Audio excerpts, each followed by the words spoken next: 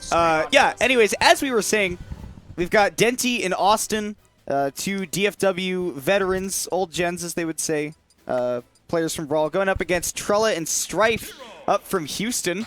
So this is a clash between DFW and Houston, which is a rivalry like seriously as old as time. And before this match starts, speaking of Houston, I want to say congratulations to Banjo, literally one of my favorite commentators ever, and he happens to live in the same state. Banjo plays Banjo. Yeah, hashtag Banjo plays Banjo. Just got himself funded to go out to Congo Saga. Nice. So, Banjo, if you're watching, I hope to see you there, man. Because I'm still going out there. I'm gonna have a good time. Nice. That'll be an event. But we're glad that you're here tonight, here on Tony Locator to watch Super Ultimate Shockwave. Tell your friends, by the way, to tune in here at twitch.tv/Tony Locator. We got, I think, 157 entrants for singles. Pretty large and in charge. And hopefully more of y'all, happy and to watch all this in chat. Now, we were saying, right before our difficulties that, so this is going to be Trela and Strife with the Banjo and the Crom going up against Awestin and Denti, who will be at least starting off with the Ness and the PT. Austin's not going to switch off of the Ness, but, Denti could go Olimar, not that he usually does in doubles. Right, I think his doubles character is primarily the PT. And it's a dynamic character in doubles, being able to swap roles just literally at the press of a button. The interesting thing, though, is that Denti, for all intents and purposes, as a player, is going to be filling the same role in this match regardless, because Awestin really just has one mode, especially in doubles, and that's he's going to go forward and he's going to be the one taking stocks and oftentimes taking hits, too. What I love is, unfortunate. That was such a great coverage there by Strife. However, we've seen Awestin make that back before. He just misses that angle, though, so he is gone. Denti's going to take his time getting back. I love the tether stall as well. That's why that's one of the reasons that Ivysaur is like low-key better than people think in doubles, is because you can just wait to make those recoveries, but waiting too long there is Strife, and now Trela going down as well, so this is a nice lead for the yellow team to start. Ooh, and the back throw gives Strife all the time in the world to confirm off that, get some extra damage. Awestin off stage, and I love that Strife actually decides, I'm not going to pay attention to that. We're going to double ledge trap here, Denti, because Ness is going to take a while to get back.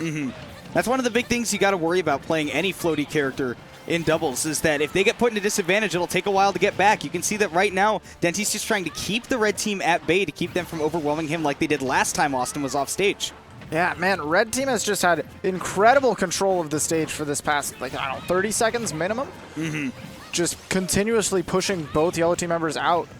That's the way you play it when you got an opponent at the high percents. Trela, though, going to eat a flare blitz, but not before that Strife can get a kill back. It's all back and forth right now. Jeez Everybody Louise. Has lost a stock here as Denti goes so deep. See, he positioned himself for the water gun all the way out there. There was no way that Akram was making that one back. Big brain plays from Denti, bringing this down so the yellow team has a stock lead.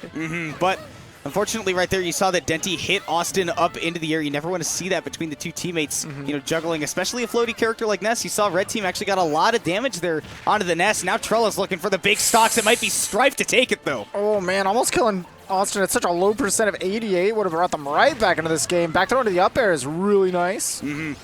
Good coverage there by Denti. He throws that Razor Leaf to keep himself facing the stage. Man, and Austin's he's in no man's land right now, though. He cut a space into the stage so deep for Denti to make it back. He forward smashes Awestin. You got to stop hitting your teammate. Man, and he charged that a little bit and still just let it go before. He could have held that charge for a long time if he wanted to. I mean, there's a lot of things the yellow team could have done right there, and they got a lot of options to take this finish, and Denti has great coverage for Awestin there to take that stock. Yeah. The dynamic in that game is really interesting. We saw that when red team had any member of the yellow team off stage, it was really, they focused on the 2v1. They focused on a lot of stage control, like you pointed out, but the story was, I mean, whenever the Crom was off stage, Denti was right there to finish off an edge guard. Oh, yeah. It was like a guaranteed stock when the yellow team set up for a stock. And there were a couple times where the red team, I guess, kind of had some opportunities, let the yellow team live to those deeper percents. Got to find those confirms. I feel like on stage definitely favored the red team, and off stage definitely favored the yellow team. It looked like there was a lot more control coming out of the red team in that game, but they weren't able to control it all the way to the end. So I'd be interested to see if the stage is going to be able to play a factor in that. I know both of those characters actually really do enjoy PS2, and they do get a lot from controlling the stage on that. Especially on the red team. Yeah, on the red team. Yeah, I mean, a big stage like that, I mean, for one, a Chrom can play more center stage on Pokemon Stadium 2, and he's not going to be going off as much for those edge guards. Stage like Town and City is also a little bit bigger on average for the actual stage size than some of the others, so... Yeah, get some similar benefits. Yeah. The only thing the one thing I am a little bit more concerned about when it comes to the red team is that we saw a lot of vertical juggling from the yellow team in that game 1, and Town and City is a very vertically minded stage when it comes to stage space. Yeah, definitely true. We're going to see a lot more early KOs off the side, a little bit longer survival off the top. We'll see if we can make that same kind of stage control happen for the red team, or if yellow team even takes that away from them.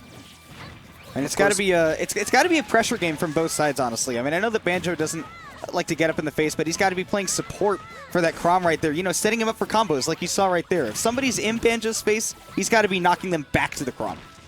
Oof, and I'm not sure we ever mentioned this is winners finals. Oh my gosh! Taking 2 quick stocks, 1 from each teammate. Yeah. Rather unfortunate that he had to hit Trela in that, but I think that you know, you might take that stock, especially to, you know, get one off of Awestin, who's been on the front lines anyways. You say if he's giving you an opportunity to take the stock, you might as well. Yeah, and this is, even though it is finals, this is all doubles 2 out of 3.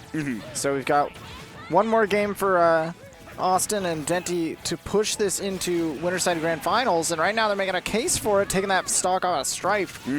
And once again, we see, you know, Awestin loses that early stock, but Denti's been doing an excellent job of just playing support, playing back. And, I mean, look at this. I mean, Denti's not anywhere close to the red team. He's just saying, Awestin, go for a 2v1, and then I'll have your back if they start hitting you. It's been a lot of counter hits. Man, that side special definitely just takes all stage away from you. You have to respect it. And it's so much easier to activate that flame pillar when there are more people on the stage. Okay, taking out that grenade. We see that actually Trela's the one that's trying to vie for most of the stage control rather than the Chrom, and it's actually getting Strife into a little bit of trouble because that's opening him up to get hit off stage while Trela's on the front lines, not to back him up. Tilt off the parry. Denti looking nice. Yeah. Denti has just made very few. I mean, he's made a couple of really major mistakes, but a lot of the micro game has been like pretty much perfect from him. Oh my gosh, getting that parry did not help him though, because Strife's right back in there to take that first stock from him. But they got to get a big one first, and down goes Awestin, so he's on to that last one. Still though, a stock lead and a big percent lead for the yellow team. Damage output has not been a problem for the yellow team so far. Oh no. Gonna be a forward throw, just push them off stage. That could be a dead Chrom. The fire reapplies, but he's still able to make it back. Really good perseverance there by Strife. Barely going to be able to find himself back on stage, but he has to be able to back up Trela, and he goes a little bit too deep. This is a... I'm not going to say this is impossible, but it's impossible. It's not likely. That's putting it in the kindest terms, This is the kind of set I would bet my credit card numbers on. We're not going back to that. No. Those are the dark times. Trela is really fighting for his life, though. Oh, he's never going to give up. He's playing a heavy. He's at 161. Ooh, and if he gets some kind of crazy, nasty double KO, do you see the read? Yes. Do you see the reads from Denti? He said this is a no-fly zone. You are not allowed to jump at all. Yeah.